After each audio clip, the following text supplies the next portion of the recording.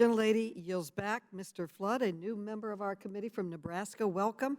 You are now recognized for 5 minutes. Thank you, Madam Chair, and thank you all for your testimony today. I want to turn the attention to exactly why we have seen a rise in gun sales in America. According to FBI statistics, specifically those related to lawful purchases of handguns and other types of guns through background checks, nationally 75% has been the increase that we've seen from 2019 to 2020. In Nebraska, we've seen a 78% increase in background checks related to gun purchases just in my home state. National research has also shown roughly 70% of gun owners are citing personal protection as their major reason for purchasing a firearm. Unfortunately, over the last 2 years, violent crime across America has dramatically increased. That crime wave has affected my district. In Lincoln, Nebraska, for example, violent crime is increasing and citizens are concerned.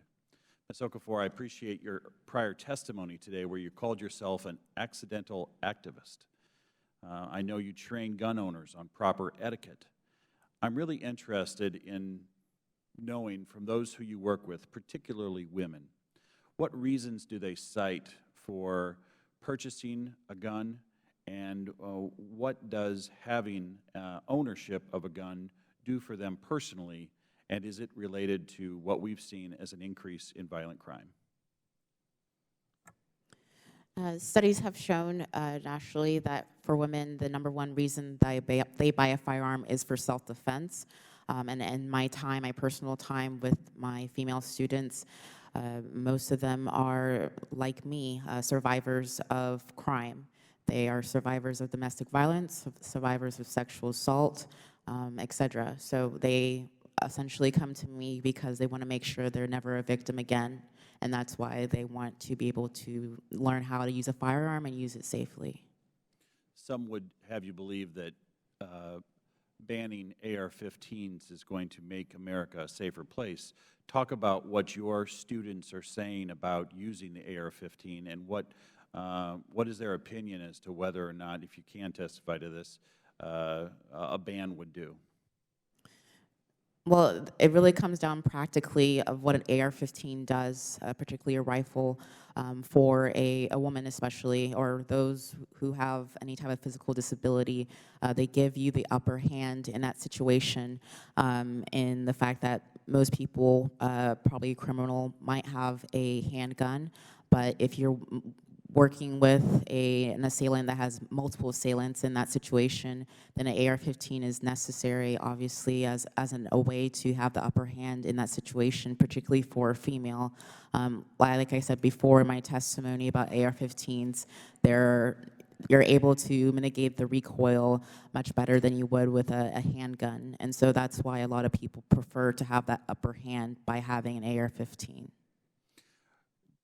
Was it your prior testimony today that of all the weapons that your female students have sampled, that the AR-15 was routinely one of their most, favorite? Yes, that's what I routinely get, is that other women tend to already have this preconceived idea what an AR-15 is or what an AR is, and because of a lot of advertising and rhetoric saying that they shouldn't have a firearm of that capacity, that they think it'd be something that they wouldn't enjoy until they actually shoot one, and they realize it's actually a benefit to them, and it's easier for them to hold and to actually enjoy shooting, so they can train and defend themselves if they ever have to use that in an unfortunate circumstance. We don't have much time left, but could you just briefly speak to the peace of mind that owning a weapon like this would give to one of those female students that you have instructed with firearms?